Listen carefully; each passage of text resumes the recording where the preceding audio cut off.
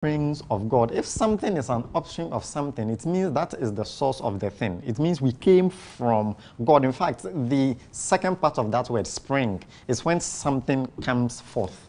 So we came from God. So that as much as Adam and Eve were the instruments through whom God used to bring all of us, we are actually from God. God is the original source, because without him, Adam and Eve would not come alive for all of us to also come alive. So that my friends who were telling me last week that you came from your mother's womb and all of those things, no, it was God who placed you in there in the first place. And it is very interesting when you go to the book of Psalm 139, from verse 13 to 16. It's very interesting what the psalmist has to say. Psalm 139. Angela, you have it? Yeah. Okay, Psalm 139, verse 13. Psalm 139, verse 13 to 16. Mm-hmm. Verse 13. For you formed my inward parts. You knit me together in my mother's womb. I mean, don't gloss over it. David is saying that God formed his inward parts. Now, I want you to think graphically, okay, that God used clay, as Henry said that we came from dust, so God formed clay. But we are not told that it was as if God used the clay to mold liver, then he molded the heart, then he molded the brain, then he molded all the other parts of, like the way you call it, spare parts. Okay, and then he put it together in the form of a container. I want you to think about it the way we human beings would try to put things together. But then he just formed the clay and then breathed the spirit, and then the heart began to work, the liver and all of those things. But David is saying that God formed his inward parts. And here, I want you to understand it this way, that it is not just the organs that David was talking about, but even his personality. His personality, God formed, because it is not something you can touch. You see, the inward part. So that in the mind of God, God knew that, okay, 6,000 years will come, and I'm going to form a human being who will be dark, short, would have a beautiful smile, like the way she's smiling right now. So because she's short, I don't need too much clay. So, I mean, in the mind of God, he was forming a joa. You understand? So the Bible is saying that he formed us even in the womb. He actually determined exactly how you would look like. And that is why I think that most of us, we should not stress ourselves so much about the way we look. Now, if you are lean, there's a drug for you to be fat. If you are fat, there's a drug for you to be lean, and all of those things. You understand? So God really formed you. And if, Angela, you would finish the verses for us, it is very interesting. I want you to pay attention to it. Verse 14. Verses 14. I praise you, for I am fearfully and wonderfully made. Wonderful are your works. My soul knows it very well. 15. Verse 15. My frame was not hidden from you when I was being made in secret, intricately woven in the depths of the earth. Verse 16. Your eyes saw my unformed substance. In your books were written, now, every one of them. I want you to pay attention to these details. It says that my frame was not hidden from you, as if the skeletal nature. You see how if you are building a house, you need a foundation, then you need the iron rods so that they form the frame for it to hold together. And you know, it is our skeletal system that holds the flesh and all of those things. So it's like God knew even how your skull, how big it is supposed to be, how small it is supposed to be. Like, I know I have a very small head. You understand? So God was intentional about all of that. And then another interesting thing he says here is that when I was made in secret and skillfully wrought in the lowest part of the earth, as if to say that for Adam, it will become very clear that if he says the lowest part of the earth, we know it was clay. But for us, where is that lowest part of the earth? Probably when we were like semen. okay, flowing through the fallopian tube into. I mean, I want you to think about it, that God was intentional, that he knew you. In fact, verse 16 says, your eyes saw my substance, being yet unformed. Now, if God said that, let us make man in our image and likeness, I want you to think about it, that let's make man in our image and likeness. It means that for all of us, as much as we can say, which is true, that God is our source, that our source is God, we came from God. I can also say, based on this particular text, that we came from the mind of God. If I say we came from the mind of God, it means before I came to being, it's like God had an image. Like the way builders, okay, this building in which we are right now, before it came to being, there was someone who you may call an architect, who drew the plan, so that his work is to draw the plan and then he would give it to a builder, okay, or someone who can really interpret it so that they have something in common. The architect knows how a building is supposed to, and the builder can also bring it into being.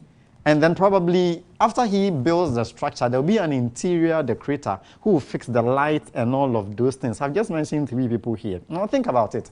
In the book of Proverbs, chapter 8, from verse 22 through 24, Christ says that in the beginning, when God was forming, he was beside him like a master craftsman.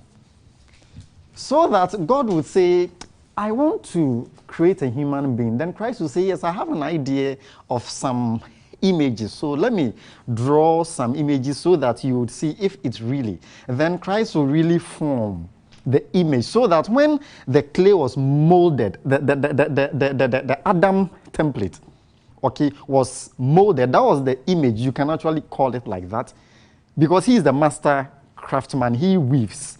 Then after he weaves, the spirit is like the interior decorator because our inward parts, where it was all clay. So when he breathed the spirit, it's like the interior. So the spirit entered into man and then formed the inward man, and then the heart started beating, and then man became a living soul. Let's add a few verses. Isaiah chapter 49, verse 1 and 2, and then verse 5. Isaiah chapter 49, verse 1 and 2, and then verse 5. And this is true because even when you go to Jeremiah, what he said is actually similar to what we are going to read in Isaiah. He said that before, I was born, when I was in my mother's womb, you knew me. In fact, before I entered, that's what he actually meant, that God knew him. But let's look at Isaiah chapter 49, verse 1 and 2. Who has it? You have it. Okay, Martin, read for us. Isaiah chapter 49, verse 1 and 2. Mm-hmm. Listen, O eyes, unto me, and hearken, ye people, from far. The Lord had called me from the womb. Mm-hmm. From the bowels of my mother had he made mention of my name. You see, Martin, what you are reading, if you pay close attention to it, it brings to light another text that says that the race is not for the swift. So that for some of us, we hear motivational messages and then they tell us that there were thousands of seamen coming and you were the one who was able to come forth, and so even from the womb you are conqueror. It feels good to know that even before you became a living being, you are a winner. But the point is that according to what Martin just read, when those 1,000 in my mind seamen were coming, God looked through and then called Henry. So this seaman, Henry, then God called you for you to come. So it was not like you are so smart, because at that time you're not even a human being, so you don't know what is smartness. You understand? This was like God called you out of the lot. And now he still calls us. That has been the plan of God. When men sinned, he called us. He called the children of Israel. Now he calls all of us. So it was God who actually made us. The first question we are discussing is our source and our cause. Where did we come from? As you continue to think about it, I would want to go to the second question. But I think we need to first resolve our joyous problem of the fact that if our source is God and God dwells in heaven, can we say we are also from heaven? can we say we are also from heaven? Okay, so I think a simple answer will be this. So that God did not create us from heaven. We can say the angels are from heaven because he created them in heaven. Even the fallen angels, they are from heaven. But we are, in fact, the Bible calls us the inhabitants of earth. Okay, woe the inhabitants of earth because the devil, so we are from earth because we are also made from the ground. From the ground. So you can call us earthlings.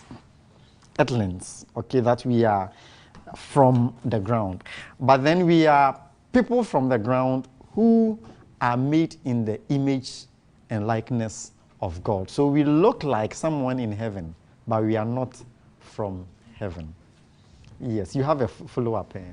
Yes, more like, okay, I just want to share how I understand it. All right. So I'm taking it as someone who has dual citizenship. My mommy is based in UK, Okay. but then she came down to Ghana to give birth to me. And I'm Ghanaian. Okay. We are Earthlings. And she has told me I can only go back to her with UK on one condition. Probably after I'm 18 years. We can only join God in heaven when our sins have been forgiven and we are done with. So in looking at it that way, I'm thinking probably we have dual citizenship. Okay. As earthlings and also as people of heaven. Okay, so this is a very good sense of reasoning. And I really appreciate that because she's actually leading us into the fifth and final question. So Ajua, don't end the program for us. But the point is that we will come back to it and keep that thought afloat in your mind, okay? We will revisit that. But the second question we need to look at is that if you say you are from God, then who are you? Really, who are you? Okay, I can grant that you are saying that you are from God. God created you in his image and likeness and all that. But who really are you? Yes, who are you? And viewers, I'm asking you to, I'm still waiting to hear from you. Yes, who would want to respond? Yes, Deborah. Okay, so if I'm from God, then I'm a child of God. Because Deborah, I know your parents. And your father is not God. Your mother is not a goddess. Oh yeah, well, Deborah is saying she's a child of God. Yes. Who has a different opinion? Who has a different opinion? Are you by that saying you all agree with her? Viewers, I don't know what you think, but Deborah is saying she's a child of God. She's a child of God. Okay, so now what you need to appreciate about this particular question is that whenever you are asked, who are you? It's a question of identity. Okay, identity. And for every created being or everything that is created, it has to relate to its creator. So that the shoe that Henry, you are wearing, it is Nike, right? Nike. So the person who made it, okay, has labeled it. The person has placed his label on it. So that the belt Obed is wearing is Calvin Klein. So CK. So the person who made it, who invented it, has placed his label on it.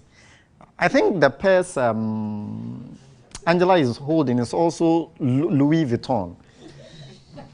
So that the person who made it will place his or her label on it. So that if you've answered the first question that you are from God, then God's label is on you. And so you are then a child of God. But you see, viewers, most of the time when we talk about the fact that we are children of God, we cannot really appreciate what it means.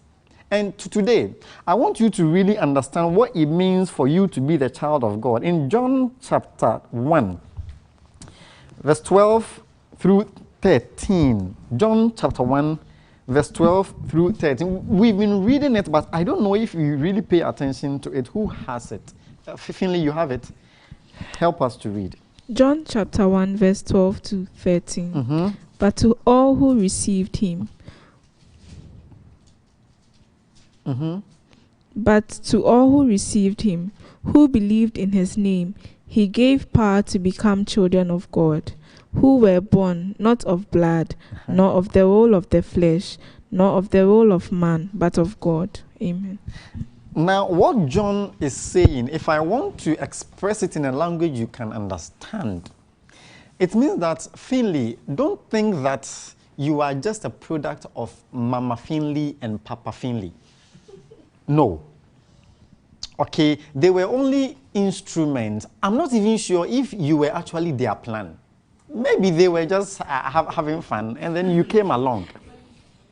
But according to what John is actually telling us, it is not the will of man, but whose will? The will of God. So that even if Mama Finley and Papa Finley refused you, God will still have provided another instrument for you to come.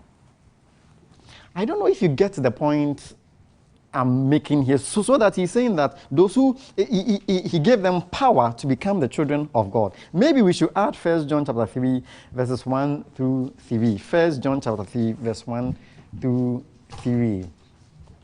Angela, you have it? Yes, read for us. 1 John chapter 3, verse 1 to 3. See what kind of love the Father has given to us. Now, you see, even the fact that he is calling him the Father, it means there's a relationship of father and then who? A son or daughter or children. Okay, finish it for us. That we should be called the children of God, and so we are. The reason why the world does not know us is that it do not know him. Verses 2. Beloved, we are God's children now, and what we will be has not yet appeared. But we know that when he appears, we shall be like him, because we shall see him as he is. Verses 3. And everyone who thus hopes in him purifies himself as he is pure. You see, why is this idea of identity, knowing who we are, very important? Because you see, when you know who you are, it changes how you think. I mean, think about it. It changes how you think. Let's say that, Obed, you go home this evening. Then your mother and then your father are acting a little bit funny. Then you ask them what is happening. Then they call you. They said, okay, this news, you need to really sit down. Okay, because it's very heavy. There is something we've been meaning to tell you all along, but I mean, we didn't know how to break the news to you. Then you also become jittery and you have no idea what they are going to tell you. Whether you have another brother or another sister somewhere, you have no idea. Then they tell you that, okay, so Obed, you realize that you are very tall, but your mother is very short and daddy is also short. So then your mind, so what are you driving at? So those days, the former president of the nation met your mother and then something happened and then you came along. So you are not really our children, but you are the son of a former president who is still alive. Today is Christmas, right? I think that, Obed, your budget for Christmas will change. Because if your budget was about 50 Ghana cedis, you didn't even have one. But the moment you hear who your father is, you now have a budget. So friends, the point I'm trying to make by this illustration is that knowing who you are and whose you are changes the way you think about yourself. And that should be very important, so that if we say we are children of God, how do you behave as a child of God? Because if you are a prince, you can't just behave anyhow. You can't just eat anywhere. You can't just live like an ordinary human being. You understand? So knowing that you are a child of the King of the universe should change.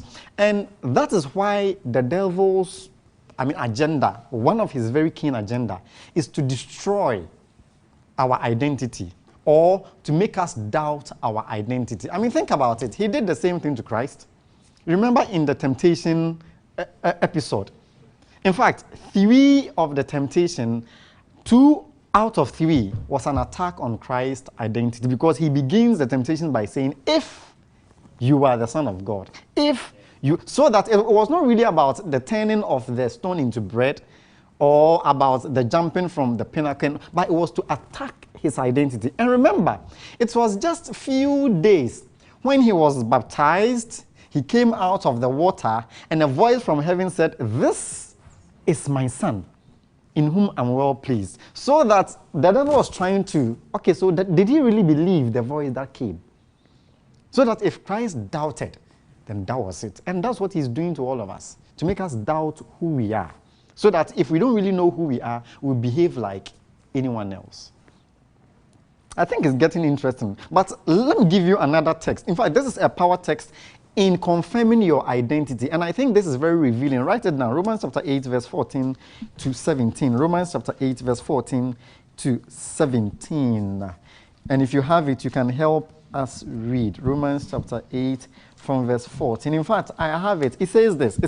For as many as are led by the Spirit of God, these are sons of God. So if you call yourself a Christian, Paul says you are a child of God. But then he continues to say this in verse 15. For you did not receive the spirit of bondage again to fear, but you received the spirit of adoption. You see, and the reason why there is an adoption process here is because of sin. So that sin made us alienated from God. We lost that sonship and daughtership between us and God. But then because Christ came to die, it's like we are now no more children of darkness, but God has adopted us into his family. So we have been adopted, by whom we cry, Abba, Father. Father dear. Now we can call God our Father. It is not surprising Jesus teaching the disciples the prayer. He says, when you pray, pray this wise, that our Father who art in heaven. Now listen to verse 16. It says this.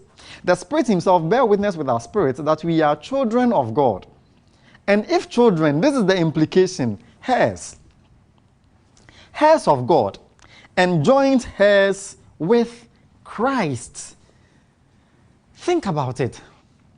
If you are heir, I think the King James says co-heir, right? Joint heirs. Okay, so joint heirs. So it's like it's like you are at par with Christ. You are equal. In fact, in every organization, you can never have two people leading or chairing. I've never heard of a co-chairman. You can only have a vice chairman, so that in the absence of the chairperson, there is someone who will take over. But it is only in the Bible where you have joint heir. So that if Christ owns everything and we are joint heirs together with him, it means whatever he has right to, we also have right to. And that is why, Daniel, in your area, it is very sad for you to see two human beings fighting over a piece of land. And they would even kill themselves for the land, when the entire universe belongs to you. You are worrying and killing ourselves over pieces.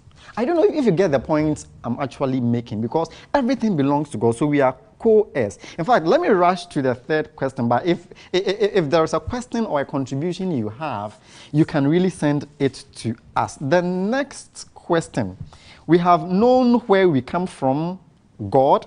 We have known who we are, children of God. Now the third question: why are we here?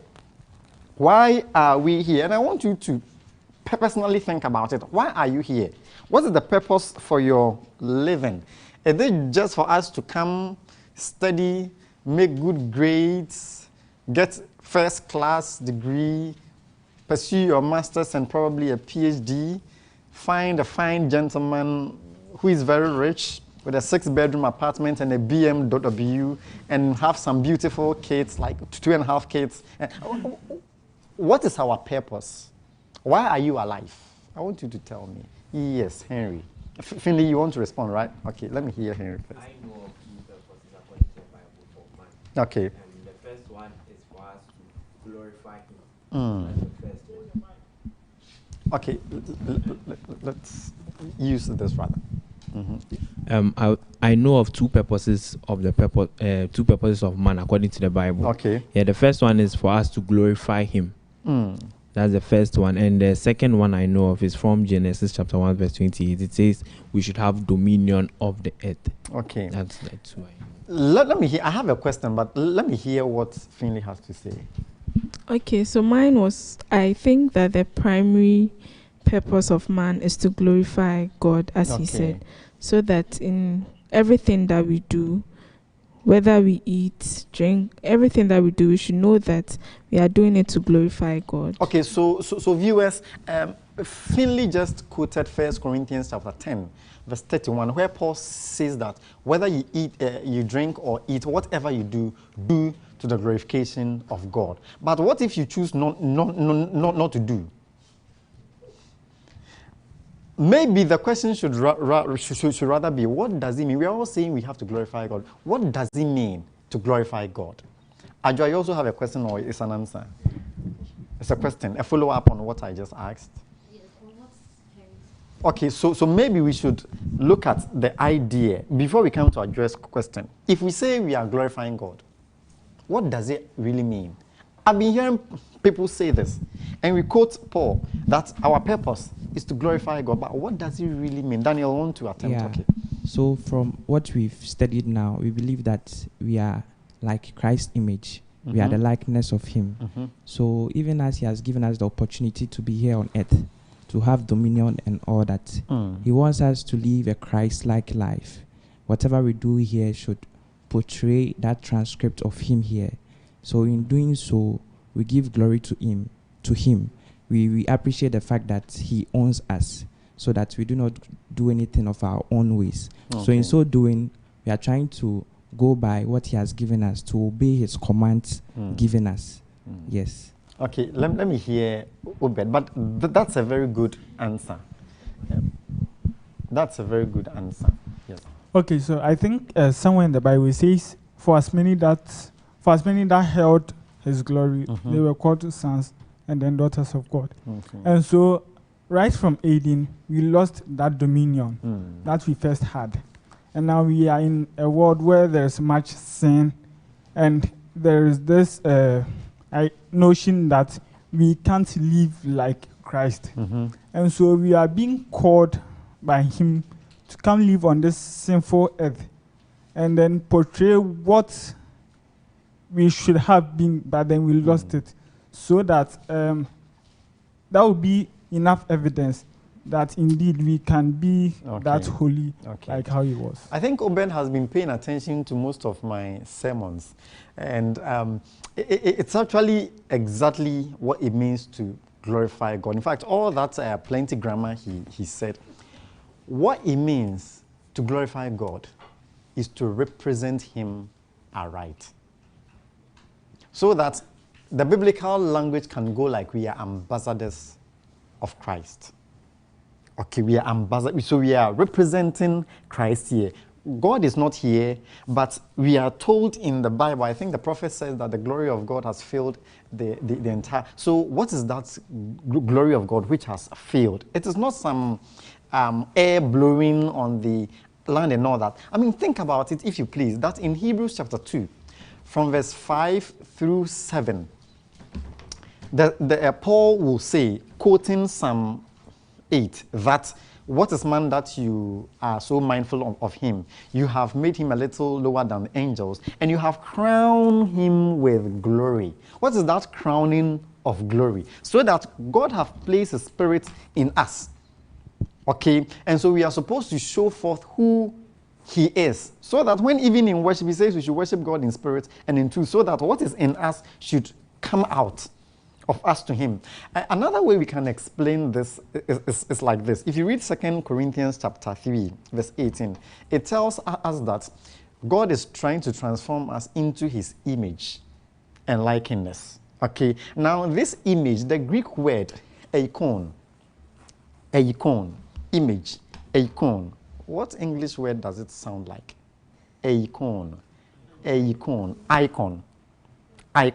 Now, what is an icon? An icon represents something, right?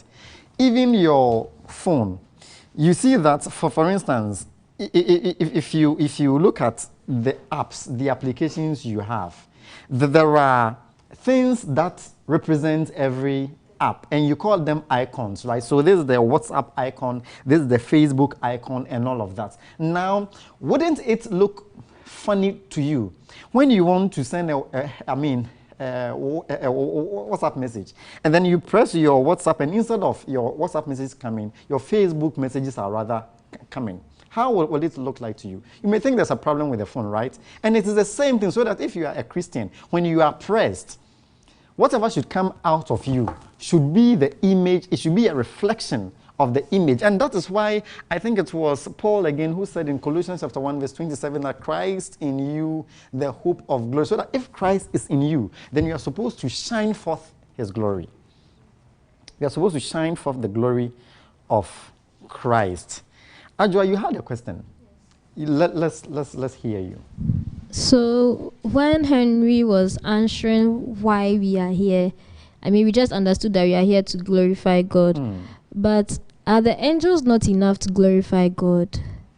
Okay, so by that you are saying that if God needs glorification, the angels could do a good job. Why us? Yes. Do you have a response? Yes. Let me go to Obed. Well, I think that answer has been made just by what you said, that we are supposed to be representatives on earth. The angels are in heaven, and then they are glorifying him. And then we are understanding that the glory of God should be manifested on this earth for people to come to understand that even though we've lost our dominion and power, but then we can still, as in, portray that glory or that holiness that Christ is. Okay, so I don't know if Ajua you are satisfied, but she wants to know, why us? Is it that God wants his ego to be wrapped, and so he's creating people to sing his praises and all? I don't know if you get the import of the question. You see, the point is that it is not our praises that makes him God, and God does not really need us. Okay, we need him. And the way life for me is good, LG, life's good. The way I love life personally, I think God did me a favor by creating me, because I can't imagine me not being alive to experience life. I don't know if you get the point. So God is doing me a favor to have a taste of who he is and what he is enjoying, because he is life. In him is life. And he has given us a portion of what he is enjoying. Okay, and so if you like, in fact, research tells us that even those who feel they want to give up on life, they want to commit suicide, at the time when they are just at the verge of dying, they regret what they did. They wish they could reverse the suicide act. In fact, someone who drank, there's this story. I don't know if it's a true story or just a humor stuff, but it goes like this. Someone wanted to kill himself, and then he had, a bottle of poison. Then he drank it. And when he drank it, he now regretted. So he was rushing to the hospital and all of those things. Then he went there. I'm dying. He was screaming, I'm dying. Then everyone was asking, what's happening with, I drank poison. And the doctors were also rushing, not knowing that particular medicine he took, his son, before he left school, for some strange reason, he changed it. So it was not really, something that would kill him. So they took blood sample, whatever they would do to find out, and they realized there was nothing like that.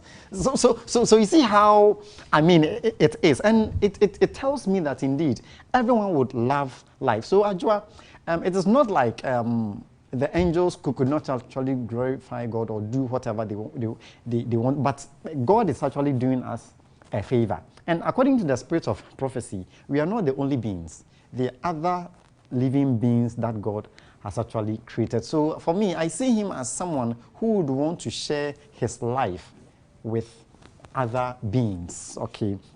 So I think it is safe to move on to the fourth and then the final question. Those ones, I think they are very straightforward. The fourth one, what can you do? The first question, we understood that we are from God. Then number two, we now know that we are children of God. Then number three, we know that we are here to glorify God. So what can we do? What can we do? Or rather, how can we glorify God?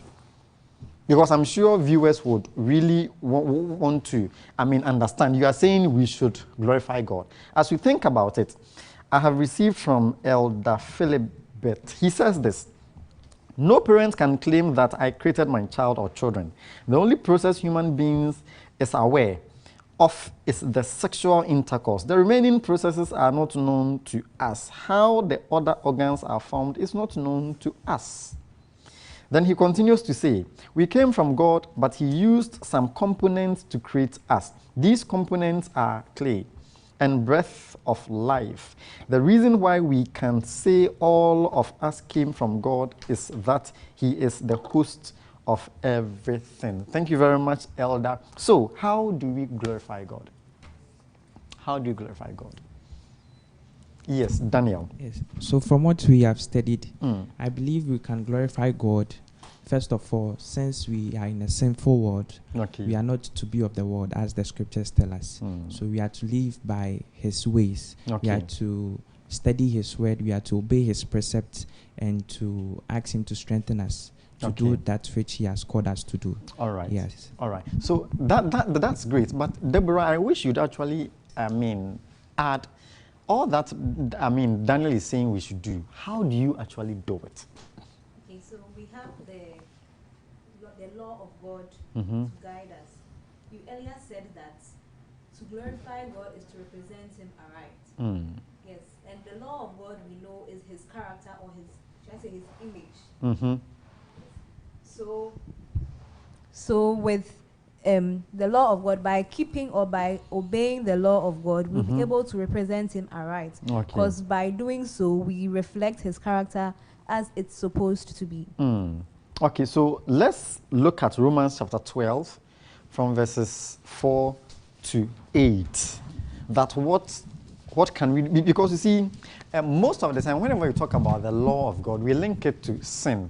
So for a viewer who may ask a follow-up question that, okay, so before sin, is it that we were not supposed to do anything? I don't know if you get the point. So I want us to go to Romans chapter 12, verse 4. You have it, Daniel. Okay, read for us. Romans 12, verse 4 through verse 8. 4 to 8. Verse 4. For as we have many members in one body, and all members have not the same office. Verse 5. So we, being many, are of one body in Christ, and every one members one of another. Verse 6. Having then gifts differing according to the grace that is given to us. And what is the purpose of this gift? Now, these gifts are what we use to do what we are supposed to do for God, right? So let's look at some of these gifts. So verse 6. Having then gifts differing according to the grace that is given to us, whether prophecy, let us prophesy according to the proportion of faith. Verse 7. Or ministry, let us wait on our ministering, or he that teacheth on teaching. Verse 8. Or he that exhorteth on exhortation. He that giveth, let him do it with simplicity. He that ruleth, with diligence. He that showeth mercy, with cheerfulness. Amen. Now, about 8 spiritual gifts were mentioned here. And whatever we are supposed to do, the way we are supposed to glorify God, this is the instrument through which you glorify God, through prophecy, through giving, through teaching, ministering, and all of these things are what you can do. Now, it is interesting that these gifts are called spiritual gifts, so that it is not called the Father's gift or the Son's gift, but spiritual gift. This is linked to the third member of the Godhead. How is it important to you? I want you to think about it. When man was created, what made him a living being? The Spirit. So that for him to be able to do anything, else without the Spirit, we would just be clay, right? So if it is the Spirit that made us alive, for us to be able to walk, move, talk, and do whatever we can, then for these gifts too, it is the Spirit that gives us these gifts. Now, I want everyone to understand here that if you are a human being and you are alive, you have a gift. There is no one who can say that for me, I don't have any spiritual gift. No. Because there was a parable Christ, said, the parable of the talents. He says one received 5, another one 2, the other one 1. You may have less, but you cannot have none.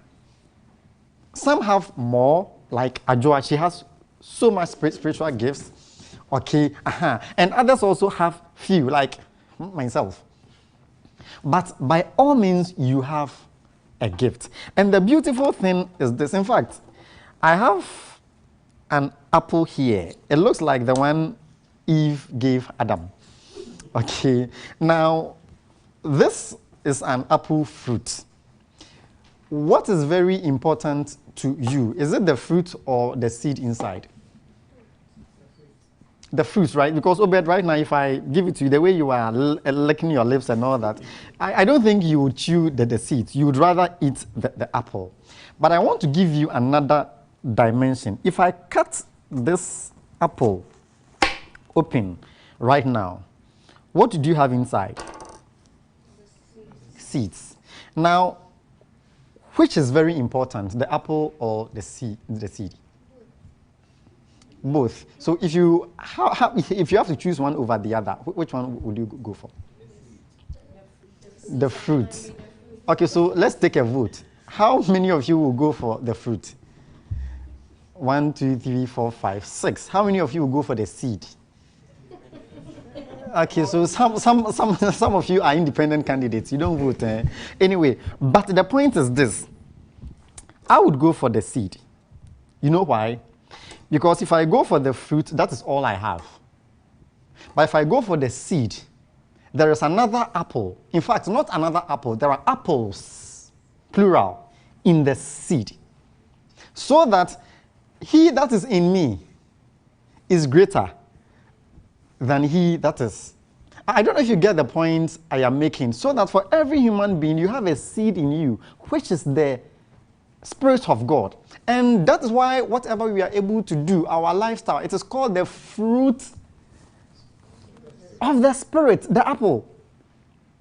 It's the fruit of the Spirit. So that what I do as the fruit of the Spirit is more important than the Spirit living inside of me. So that if I'm doing act of mercy and it's not spiritual, it becomes a carnal act.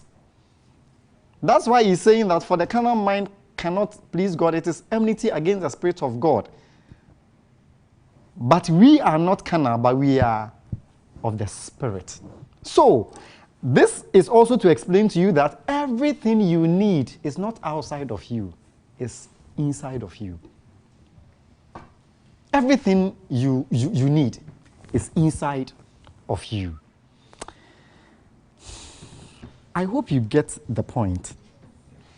Now, I think within the next 6 or so minutes that we have, I would want us to answer the final question. And this one is saying, to glorify God is to represent Him. All right. From Nana Abena. Thank you very much, Nana Abena. The final question is a very simple one. Where are we going?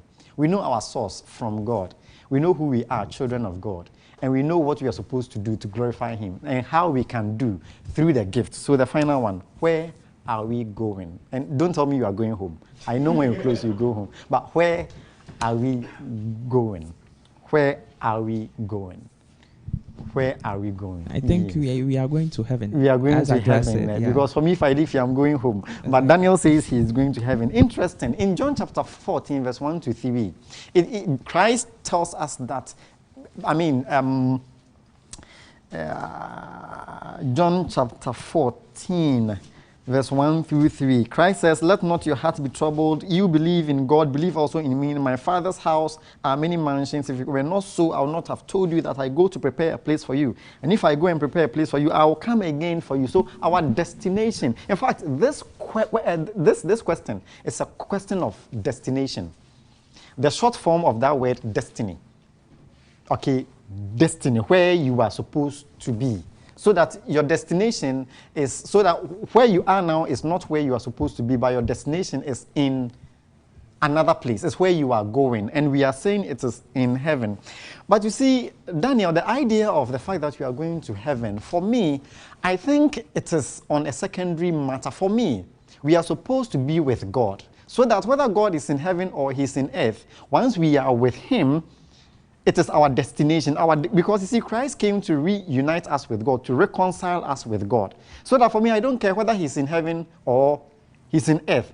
The idea of being with God, whether in heaven or in earth, was represented even in our creation. Think about it. When God created man, we are told he placed him eastward of Eden. Eden means the presence of God. So God placed man in his presence. So it is the joy of God that he would be with us, to spend time with us. So when we sing, he says his name shall be called Emmanuel, God with us. So God wants to be with us. And think about it. After we spend the holidays in heaven, okay, and then we come back, we are told that we will now come to dwell with God, so that for the first time in the history of the universe, the headquarters of the universe, where God is going to be moved from heaven to this earth, and we will be with him, we will be his children, he will be our God, and all of those things. Think about it again.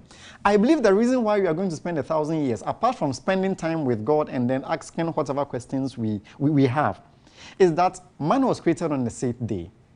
We were the last to be created, and it made sense because we needed all of those things to survive. So it wouldn't have made sense for him to. So that if he's going to recreate this earth, he needs to vacate all of us. Because if he's going to create the seas, and so he'll tell us to move to USA, and then he creates Africa, and then after he creates Africa, you see how it is. So it makes sense for him to take us. And the reason I'm emphasizing this point, friends, is that some sects of Christians do not believe that we will go to heaven. They believe that Christ will come and then sinners will perish, and the mansions men have built, okay, will be our abode and all of those things. But it is not true, because if God is going to recreate this world, he needs to vacate all of us before he will do it once again. The final text is in Ecclesiastes chapter 3, verse 10 to 11. And we will not have time to read that one, but I want you to write it down and read. And the idea is that even as much as we are on this earth, it is telling us that God has created eternity in our hearts. That is what Ecclesiastes is telling us. So that there is a longing for something greater than where we are now. When he says that he has created eternity in our hearts, it means that he has made us in a way that we would always long for him. So that if you do not long for God, it means there is something wrong with your configuration. So you need to check it out. It has been an interesting discussion looking at the doctrine of man, where we came from. We understand that we are from God, that we are children of God. We are supposed to glorify God through the spiritual gift, and our destination is in heaven. We are going to continue this discussion next week. We will go into details, okay, who we are, how we are supposed to live, things that will help us to survive the now before the hereafter. This has been Hope Bible School. Here, we study the Bible to understand what it means. I would want to take your final words if you have. I'm told we have 2 minutes, so if there are any final words that you have, even if it's a question, you can bring it up, and you can also send your question as well. Let me hear from Obed. I think when we are on point 2, Adra asked a question, and then I want to see if we can answer. Okay. She asked, do we have dual citizenship? As in, we are saying we come from heaven. So can we say we come from heaven at the same time we come from earth? Do we have dual citizenship or we don't? Okay. Henry, was your hand up? Okay, so dual citizenship. I think that's from my understanding from the Bible, okay, reading the Bible through and through. I don't think we can have now dual citizenship.